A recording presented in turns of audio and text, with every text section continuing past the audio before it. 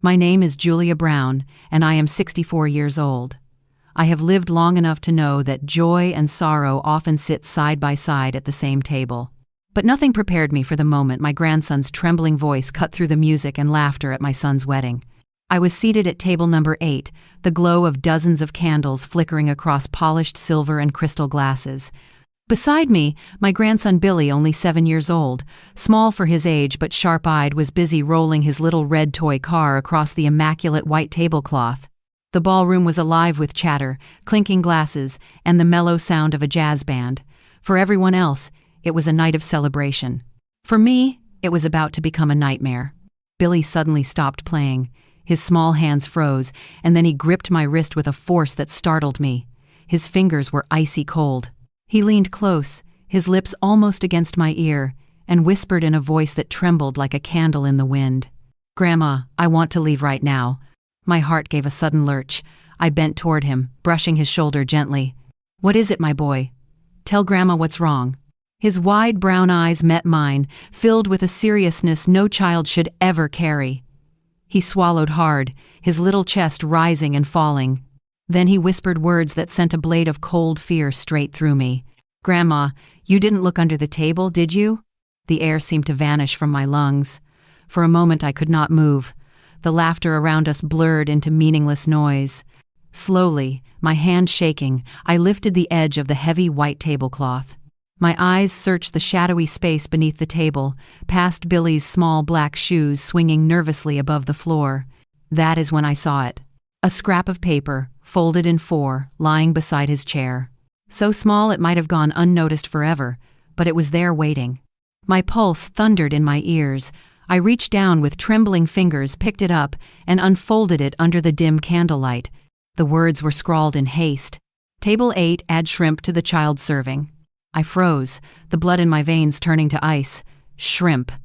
My Billy is dangerously allergic to shrimp. One bite, even one careless touch, could close his throat and stop his little heart. Everyone in this family knows it. I clenched the paper in my hand so tightly the edges cut into my skin. I forced my face to remain calm, but inside I was screaming. I drew Billy close to me, his head pressed against my side, his tiny body trembling. The people around us were still smiling, still raising glasses of champagne. They had no idea that at this very moment, my grandson's life hung in the balance. I tried to breathe, tried to think. Who could have written such a note? Who would be cruel enough to turn a wedding feast into a death sentence for a child?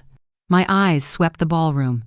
At the far end, Arthur, my son, the groom, was moving from table to table, toasting guests with a smile that seemed radiant, almost too radiant. For years he had buried his grief in work, and tonight he looked like a man reborn. I wanted to be happy for him. I wanted to believe this new marriage would bring him peace.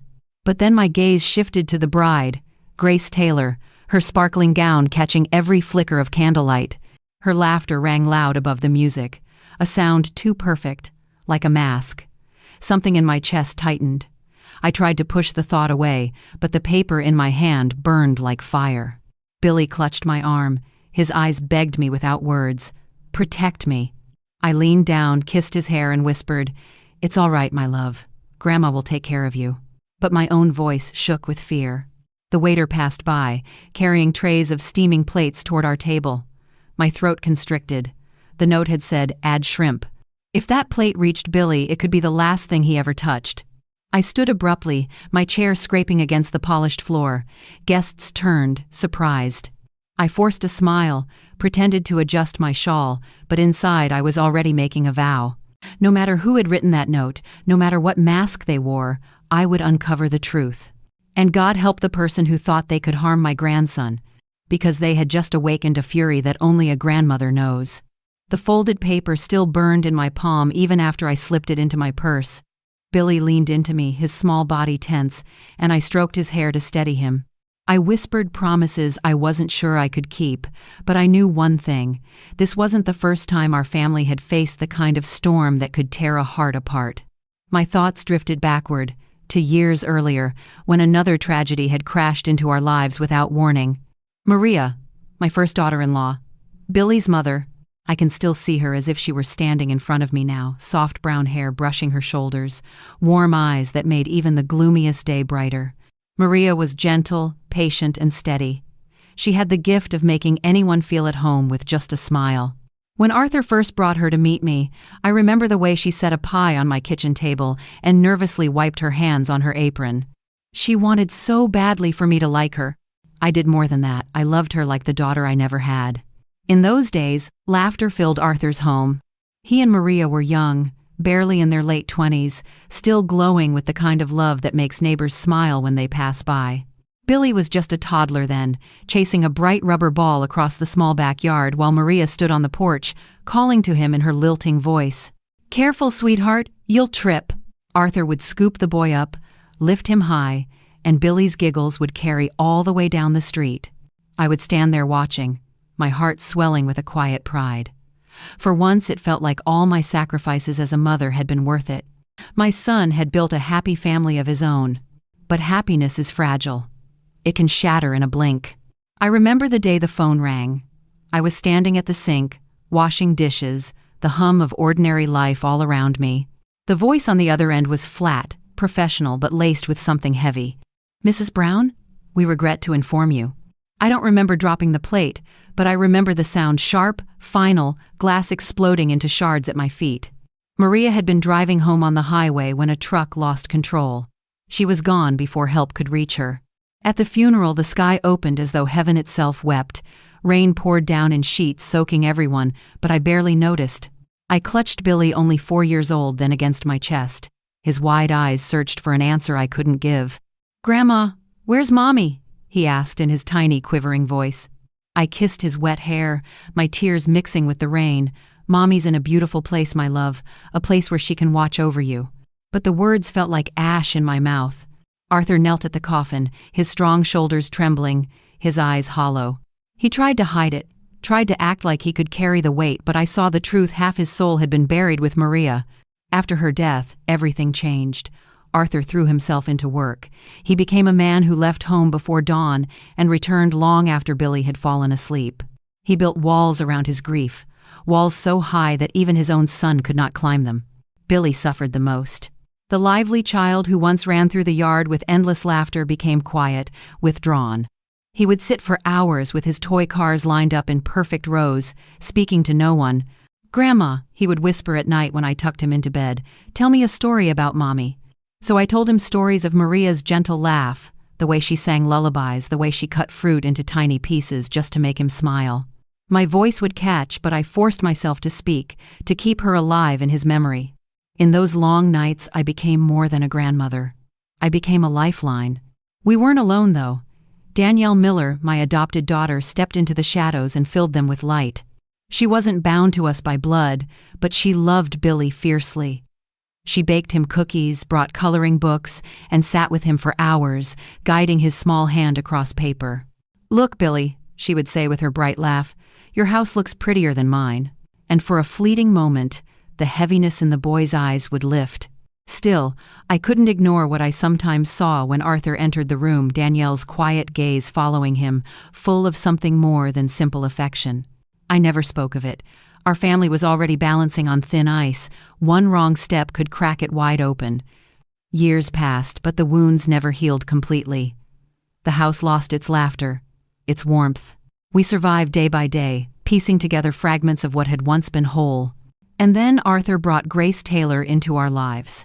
From the moment I met her, I wanted to believe she was what my son needed: a second chance, a partner to help him heal. She arrived at my home dressed elegantly, her smile polished to perfection. She admired the family photos on the wall, though her eyes lingered on Maria's picture too long, and something in my chest twisted. That was the day a new chapter began, one I did not yet understand. Now, sitting at table number 8 with Billy trembling beside me, that chapter had erupted into a storm. The note in my purse was proof. Someone wanted my grandson gone. And though my memories of Maria gave me strength, they also sharpened my resolve. I had failed once to protect the woman who had brought so much love into our lives. I would not fail again, not with Billy. No matter who had written that note, I would uncover them. Even if it tore our family apart. After Maria's death, years passed in a slow, heavy silence. Arthur worked endlessly, Billy clung to me, and Danielle held us together with small acts of kindness. Then came the day Arthur stood in my kitchen doorway, his face lit by a glow I hadn't seen in years. "Mom," he said, his voice trembling with a mix of hope and fear, "I want you to meet someone." I looked up from the stew I was stirring, my stomach tightening. The way he said it, the same way he once spoke about Maria, filled me with unease. "Someone special?" I asked. Arthur nodded, a boyish smile flashing across his tired face. "Yes. Her name is Grace Taylor. She works in marketing at my company.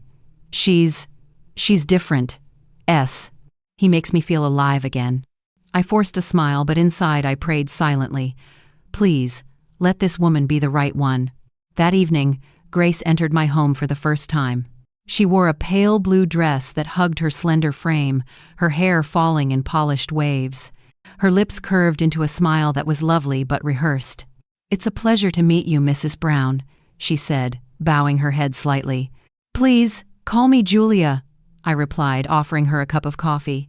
She accepted with a dazzling grin, her eyes sweeping over the photographs on my wall. They lingered a moment too long on Maria's picture, the one of her holding a baby Billy. Grace's smile didn't falter, but I noticed the flicker in her eyes. Dinner that night was carefully arranged: homemade enchiladas, fresh salad, and Billy's favorite fruit slices. Arthur sat beside Grace, his face glowing as though the years of grief had evaporated. "Mom, Grace is one of the best in her department," he said proudly. "She's brought in accounts worth millions." Grace leaned in, her voice sweet but deliberate. "Your cooking is delicious, Julia. You'll have to share your recipes with me." I nodded politely, though my chest tightened. It wasn't her words that unsettled me, it was the way Billy sat in silence, pushing his fork across his plate without eating. Normally he would chatter about school or ask for seconds of dessert. That night he didn't lift his eyes once. Grace noticed too. She reached into her purse and pulled out a glossy chocolate bar, placing it in front of him with exaggerated cheer. "This is for you, Billy. Go ahead, sweet boy."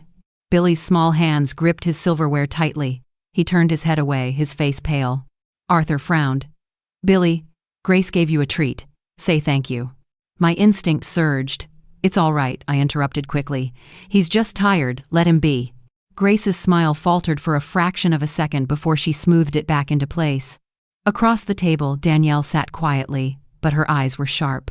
She watched Grace's every move, her lips pressed tight. I knew Danielle well when something troubled her. She didn't speak, but her silence was heavy as stone. After dinner, Grace insisted on washing the dishes. "You should rest, Julia," she said brightly, rolling up her sleeves. She hummed as she scrubbed, every dish perfectly polished. From the kitchen doorway, she looked like the perfect guest, the perfect wife to be. But when I returned to the living room, I saw Billy hunched over his coloring book. Grace sat beside him, smiling too widely. "Show me, Billy," she said. "What are you drawing?" Billy dropped his crayon and leaned back, eyes filled with quiet dread. Grace glanced at me, her smile still fixed. "Such a shy boy," she murmured. But in her eyes, for just a heartbeat, I caught something colder, something that didn't belong in the gaze of a woman speaking to a child. Arthur didn't notice. He was busy pouring more wine, laughing at his own stories. Danielle, however, noticed everything. Later that night, after Grace had left, Danielle lingered in the kitchen while I packed leftovers. Her voice was low but steady. "Julia, I don't trust her." I sighed, pressing my hands against the counter.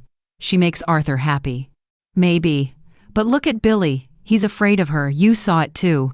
I wanted to argue, but the image of Billy turning away from that chocolate bar was seared into my mind. Arthur soon announced his engagement. Grace would become his wife. I tried to bury my doubts. After all, wasn't this what I had prayed for? A second chance for my son, a woman to bring warmth back into our home? But deep down, beneath my polite smiles and hopeful words, a storm was brewing. Billy felt it too. One night as I tucked him in, he whispered, "Grandma, please don't let her be my mommy." My throat tightened. I kissed his forehead and whispered, "You'll always have me." But I knew this was only the beginning. And in my heart, I sensed that Grace's entrance into our lives would not heal us. It would test us in ways we were not prepared to endure. At first, I tried to convince myself that I was imagining things. Maybe I was too protective of Billy, too quick to judge Grace. She was young, beautiful, confident. Surely she just needed time to adjust to a child who was still grieving. That was what I told myself until the little cracks began to show. One afternoon I was in the kitchen slicing onions for chili when I heard Grace's voice from the living room. At first it was cheerful, coaxing. Then it changed. "Stay still, Billy. Don't make a mess. You're not a baby anymore." Her tone was sharp, biting. I froze with the knife in my hand, my stomach twisting. When I stepped into the doorway, Grace's voice instantly softened. She smiled wide, pointing to the tower of wooden blocks Billy had built. "Our boy is so clever, Julia. Look at this tall tower." Billy's lips were pressed tight, his eyes pleading with me. I forced a smile, but inside a seed of dread rooted deeper. Another time, Arthur asked Grace to take Billy shopping while he worked late.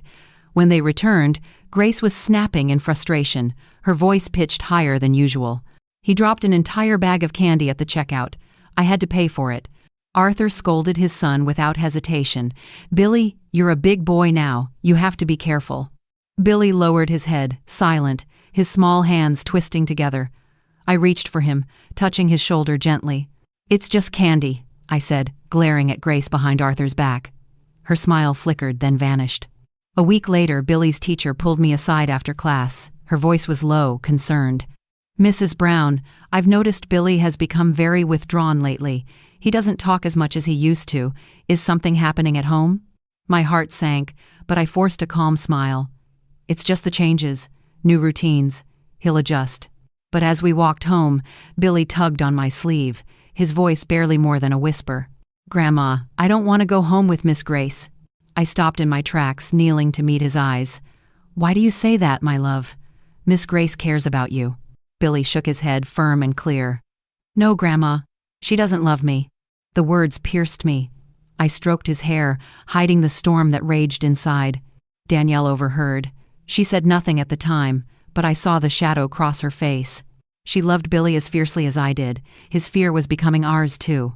Grace's behavior only grew harder to ignore. At Billy's 7th birthday, Danielle spent hours baking his favorite chocolate cake. When she brought it out, lit with 7 bright candles, Billy's eyes glowed. He hugged her tight, laughing for the first time in weeks.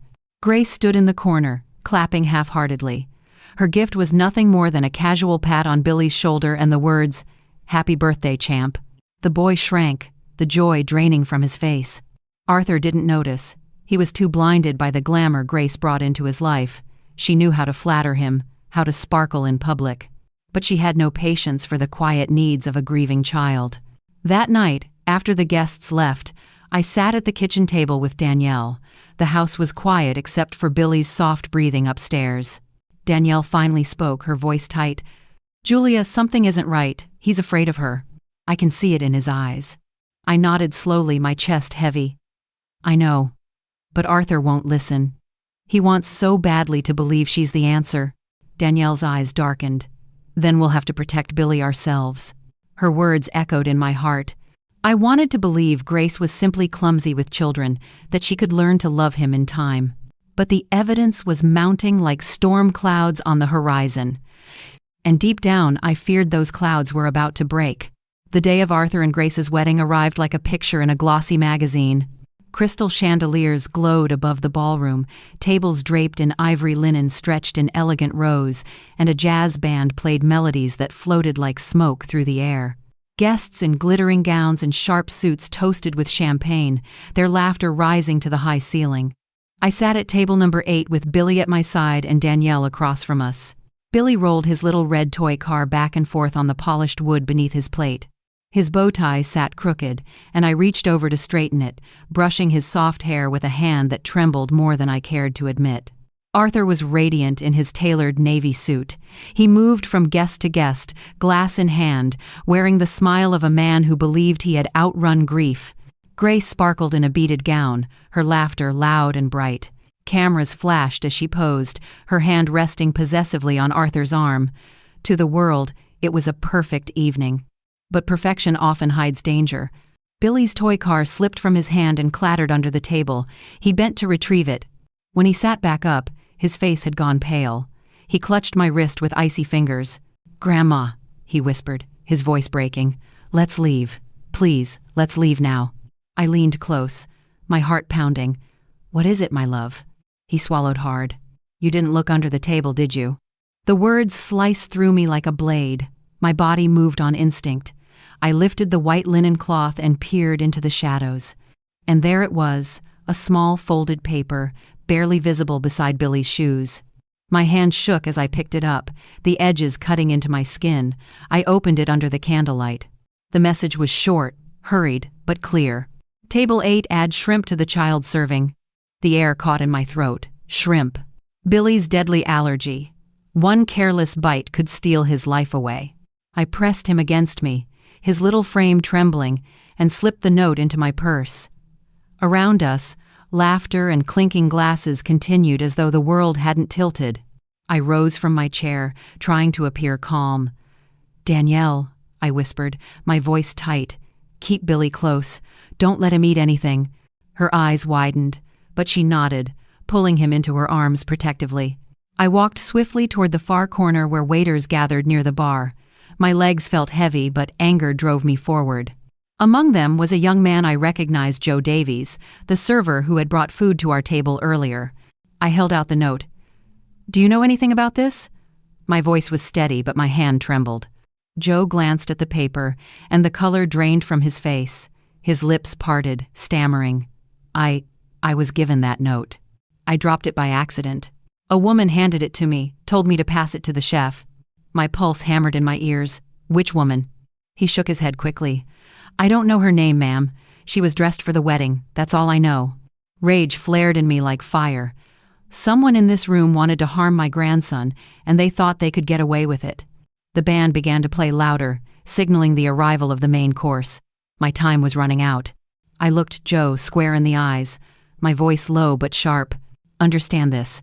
That boy is my grandson. A single bite of shrimp could kill him. If you remember anything, you come to me." He nodded, pale, shaken. But it was too late to undo the truth. I returned to table 8, my heart pounding like a war drum. Billy was pressed against Danielle's side, his eyes wide, searching for safety in mine. I squeezed his hand. "It's going to be all right," I whispered, though I didn't believe it. Because as the waiters began serving plates, I knew the celebration was nothing but a trap. And before the night was over, the mask of perfection would crack wide open. The ballroom glittered with candlelight, but to me it felt like a stage where something dark was about to unfold. The waiters began placing steaming plates before the guests. I watched every movement with my heart pounding, terrified that Billy's plate might carry death disguised as food. I stood abruptly, my chair scraping against the polished floor. Conversations hushed for a moment, then resumed in cautious whispers. Danielle looked up at me, her arm protectively around Billy. His little face was pale, his toy car clutched tight in his hand. I raised my voice, steady though trembling. "One moment, please. Before anyone eats, I need to say something." The room fell silent. All eyes turned to table 8. Even the band stopped mid-song. I held up the folded paper, my fingers tight around it. "Who wrote this?" A murmur rippled through the guests. Arthur hurried over, his smile fading when he saw my expression. "Mom, what's wrong?" I placed the note into his hand. He read it quickly, his face draining of color. "Add shrimp to the child serving?" His voice cracked. He looked at Billy, then back at me. "What does this mean?" "It means," I said, my voice rising, "that someone here tried to poison my grandson. Billy is severely allergic to shrimp. One bite could have killed him." Gasps filled the room. Some guests covered their mouths, others exchanged horrified looks. Grace appeared at Arthur's side, her beaded gown shimmering as she leaned forward. "This is ridiculous," she said with a forced laugh. "Some kind of sick joke. Julia, you're embarrassing us." I turned to her, meeting her perfect smile with all the fury in my chest. "This is not a joke. This is attempted murder." The words hung heavy in the air. Danielle rose, her face pale but fierce. She stepped forward, pulling Billy closer. Her hand struck Grace's cheek with a sharp crack that echoed through the ballroom. Gasps erupted again. "That's enough," Danielle spat. "You wanted to harm an innocent child." Grace clutched her face, her eyes wide. Then she laughed, brittle and high. "She's jealous. She's always wanted Arthur for herself. That's what this is about." Arthur flinched, torn between anger and disbelief. He looked at me, then at Danielle, then back to Grace. "Grace, tell me this isn't true." Grace's voice wavered. Of course it's not true. Anyone could have dropped that note. From the corner, Joe Davies, the young waiter, stepped hesitantly into view. His face was pale, his voice shaking. I was given that note. By a woman. She told me to pass it to the chef. All eyes turned back to Grace. Her smile faltered, her hands trembling at her sides. He's mistaken. I don't know what he's talking about. Whispers swelled like a tide through the room. Guests shifted, staring at Grace with suspicion. I stepped forward, my voice sharp as glass. You can deny it all you want, but you cannot hide the truth forever. Billy's small voice broke the silence. Grandma, he whispered, clinging tighter to Danielle, please don't let her near me. The sound of that trembling voice, so fragile, was more powerful than any accusation. Guests stared at Grace not with doubt, but with disgust. Arthur's shoulders sagged.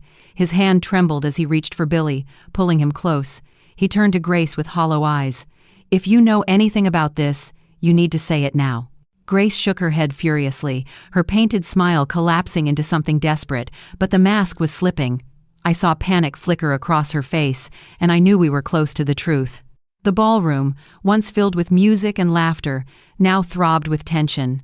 And though the night had begun as a celebration, it had become something else entirely, a trial, and the verdict was about to fall. For a long moment, silence ruled the ballroom. Grace stood rigid, her hand pressed to the cheek Danielle had struck. Her perfect smile was gone, replaced by something harder, darker. The crowd waited, the weight of suspicion thick in the air. Arthur's voice broke through. Grace, answer me. Did you give this note? Grace's lips curled into a desperate laugh. Of course not. This is absurd. Someone planted it to ruin our wedding. But her hands betrayed her. They shook at her sides, twisting the fabric of her gown. I opened my mouth to press harder, but another voice interrupted, a voice trembling, young, and full of tears. It wasn't me who thought of it. Every head turned. At a nearby table, Natalie Taylor Grace's 18-year-old sister rose to her feet. Her face was pale, eyes glistening as though she had been holding back sobs for hours. It was Grace, she said, choking on the words. She asked me to give the note to the waiter. She said it was just a kitchen request. I didn't know. Gasps rippled through the room. Someone muttered, "My God." Grace spun toward her sister, fury twisting her features. "Shut up, Natalie, you're lying." But Natalie shook her head violently. "I'm not lying. You made me do it. I didn't know it was about Billy.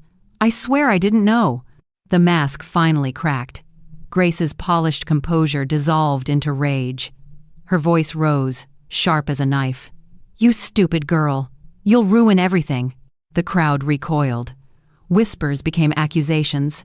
How could she? At a wedding? To a child? Arthur staggered backward as if struck. He stared at Grace as though he no longer recognized the woman standing before him. You tried to kill my son?" His voice broke on the word son. Grace shook her head wildly, forcing another brittle laugh. "Arthur, listen to me. She's confused. Julia put her up to this. They're all against me." Arthur's gaze shifted to Billy, who clung to Danielle's dress, trembling. His little face was drained of color, his eyes wide with fear. Arthur's hands trembled as he reached out, pulling his boy close. "No," he whispered, more to himself than to anyone else. "This can't be real." But the truth was undeniable. Natalie collapsed into her chair, sobbing uncontrollably. "I just did what she told me. I didn't know it could hurt him." Grace lunged forward as if to silence her, but Danielle stepped between them, her voice cold and steady. "Enough." The whole room heard her. Everyone knows now. Guests murmured in agreement. Some shook their heads in disgust. Others turned their faces away from Grace entirely. The ballroom had become a jury, and its judgment was clear. Arthur lowered his head, his voice hoarse. "I trusted you. I thought you could be a mother to my son. But you tried to destroy the one innocent soul I have left." Tears streaked his face as he held Billy tighter. Grace, cornered, hissed back. "You'll regret this, Arthur. You'll regret listening to them." But the venom in her voice only deepened the silence that followed. For me, the moment was both agony and relief. Agony, because my son had been betrayed in the cruelest way. Relief, because the truth had finally clawed its way into the light. I looked around the ballroom, guests whispering, waiters frozen, cameras forgotten. And in the middle of it all stood my family, broken but still breathing, still holding on to the one thing Grace could never take from us: each other. The ballroom no longer felt like a place of joy. It was a courtroom, and the verdict had been spoken without a judge's gavel. Grace Taylor stood exposed, her face pale beneath the glow of the chandeliers. Guests shifted in their seats, their whispers cutting sharper than any blade. The hotel's security staff moved in, their dark suits and calm expressions masking the storm they carried with them.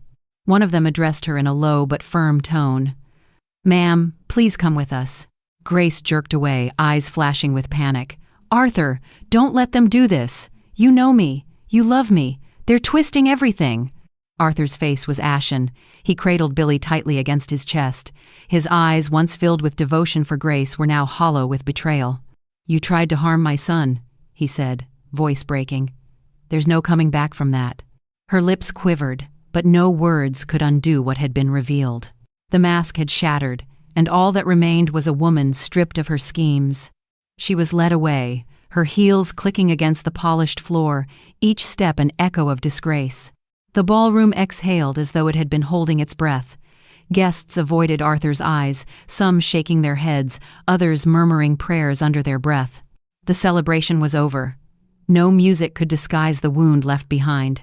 Danielle knelt beside Billy, brushing his hair back tenderly.